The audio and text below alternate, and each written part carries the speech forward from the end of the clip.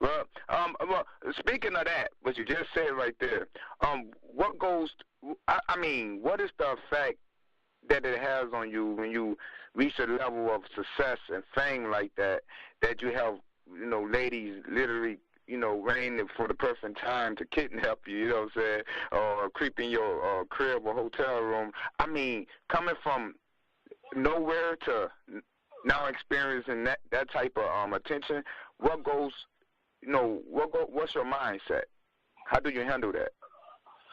Man,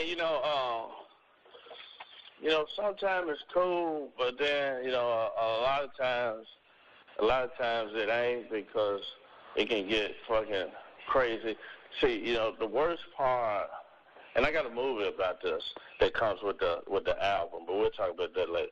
I got the movie that comes with the album is about a chick that stalks me on Twitter. The fucked up part about a female stalker and a guy stalker is, a guy stalker, you can kick his ass. You can kill his ass. Right. This motherfucker, jumped on my gate and I fucking shot his ass. Okay, you cool. You got one on the belt. You can get down. You can have it on. That's free. No doubt. Thanks.